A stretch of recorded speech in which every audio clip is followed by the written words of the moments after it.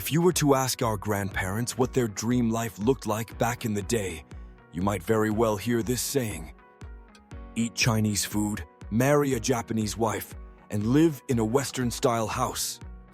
It might sound like a joke, something said in jest, but this saying actually originated during a very specific period in Vietnamese history, the French colonial era of the early 20th century. No one knows who coined this phrase, nor the exact year it appeared, but it's generally believed to be around the early 1900s. That was when Vietnam began opening its doors to trade. Chinese, French, and Japanese people started arriving in large numbers to do business and settle down. Saigon and Hanoi gradually transformed into cosmopolitan cities where people began comparing different cultures and figuring out their own recipes for happiness. Chinese food, Japanese wife, Western-style house became something of an ideal formula for Vietnamese men of that era. Eat well, live comfortably, and marry the right person. But why Chinese, Japanese, and Western? Why not Vietnamese across the board? When we talk about Chinese food, we're not just talking about plain rice. Food here refers to cuisine, culinary culture, a whole world of dishes that go with the rice. It means eating in the Chinese style, not just eating food of the Chinese. Why Chinese food and not Vietnamese? Simply because, at the time, Chinese cuisine was considered to be in a different league altogether. The Chinese have a saying, "Dan di Thuc vi Tien," which means the people regard food as heaven. It implies that eating and drinking are of utmost importance.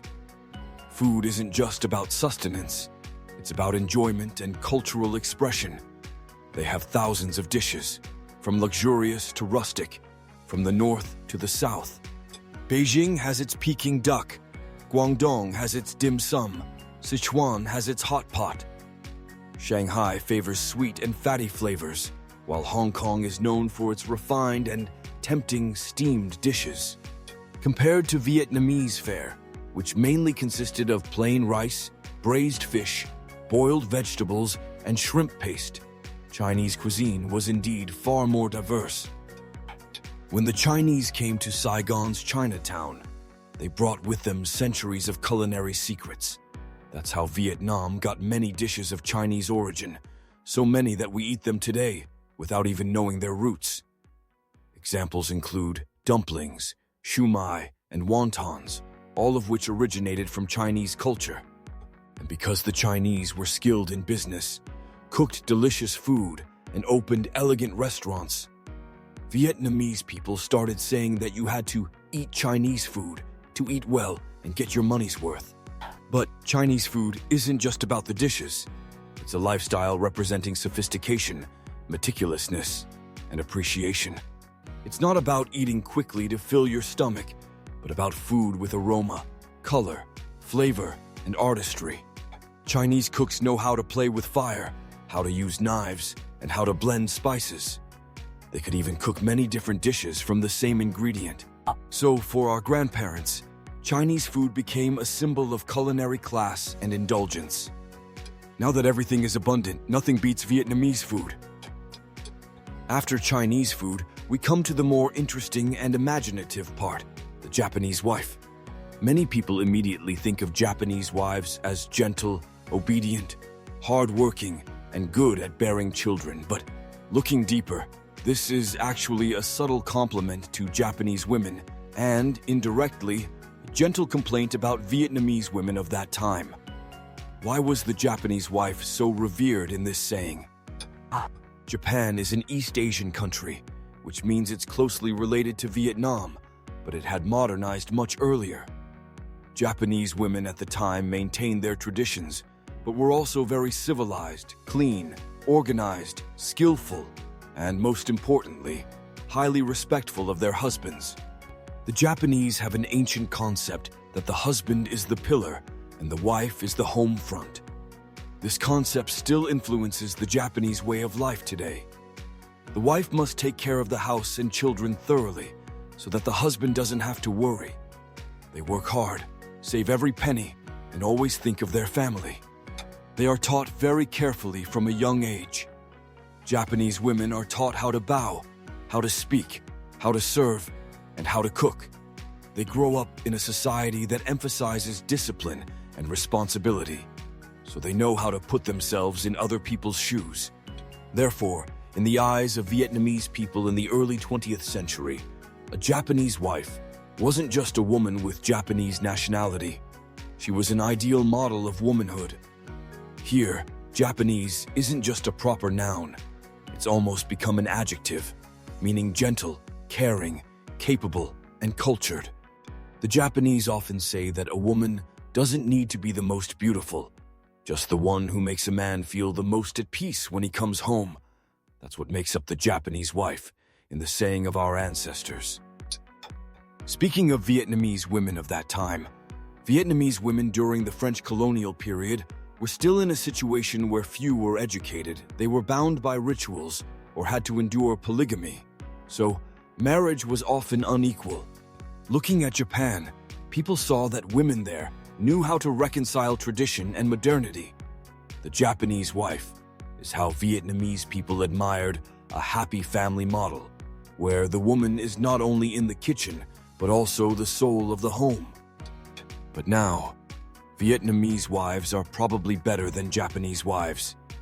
Please leave your comments below.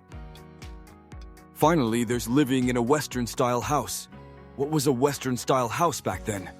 It wasn't the million-dollar villas of today, but simply a French-style house. Brick walls, tiled roofs, wrought iron balconies, electric lights, a bathroom, and a private toilet. These things were symbols of a civilization ahead of its time. A Western-style house symbolized wealth and progress. While traditional Vietnamese houses were wooden, thatched, and had earthen floors, Western-style houses were something everyone dreamed of. It wasn't just a place to live, but also a measure of social status. Living in a Western-style house symbolized a new class. People who were educated, had money, and knew how to live in a modern way. It's similar to how buying an apartment in a model urban area is seen as an achievement now. The Western-style houses back then and the urban areas of today are probably somewhat similar. Living in a Western-style house also represented embracing Western civilization, cleanliness, science, and convenience, not just in architecture, but also in thinking. It showed the aspiration of Vietnamese people to reach out to the world and learn the good things from Europeans without losing their Asian roots. And when we put the three parts together, we have Chinese food, a Japanese wife, and a Western-style house. We have a dream living formula of Vietnamese people in the early 20th century. Eat well like the Chinese because food is for enjoyment.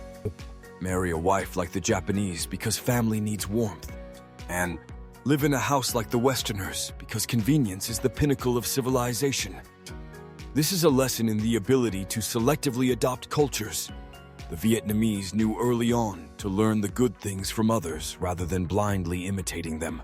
This saying also embodies a globalized way of thinking from the old days. Though the term globalization may not have been commonly used then, it meant learning the essence of other countries to create a balanced, beautiful, and wise life. However, the ancients were profound. Even though they said that, there was also a bit of sarcasm in it. Why? Because when it comes to Chinese food, a Japanese wife, and living in a Western-style house, there's nothing Vietnamese in it at all. The food isn't Vietnamese, the wife isn't Vietnamese, and the house isn't Vietnamese either. This is a reminder and a criticism of the foreign-worshipping mentality of Vietnamese people, who always think that things from abroad are better. Meanwhile, Vietnamese food, Vietnamese women, and Vietnamese houses all have their own unique beauty that is no less appealing, but are not mentioned. It's also a self-deprecating remark about a society that was being westernized, a society that was searching for its identity amidst the currents of influence from traditional Chinese culture from thousands of years. Modern Japan, which showcased the transformation of an Eastern nation and civilized Western culture. This saying is like a mirror. Vietnamese people both admired and wondered if they were losing themselves by chasing after Chinese, Japanese, and Western things. If we were to update it to be more relevant today, what would this saying be? What kind of food, what kind of wife, and what kind of house? Please fill in the blanks and express your thoughts in the comments. That would be the 21st century version of Chinese food, a Japanese wife, and a Western-style house, a humorous way of reflecting our taste today. Chinese food, Japanese wife, Western-style house isn't just a joke of Vietnamese men of the old days. It's also the most concise summary of the spirit of East-West cultural exchange. It shows the openness of Vietnamese people to dare to learn and dare to dream. It also reflects the intelligence in selecting human civilization. And it also reminds us that happiness doesn't come from imitating others, but from choosing their good qualities to enrich ourselves. If someone asks you today, how should one live a good life? You can just smile and say to follow the formula of the ancients, but without adding any place names or proper nouns. Don't be Chinese, don't be Western, don't be Japanese, but say to eat well, love beautifully, and live elegantly. But remember to do it your own way. Thank you for your attention to this story. If you find it interesting, please hit the subscribe button, turn on the notification bell, and share. Now, I bid you farewell. If you have your own formula, please comment below.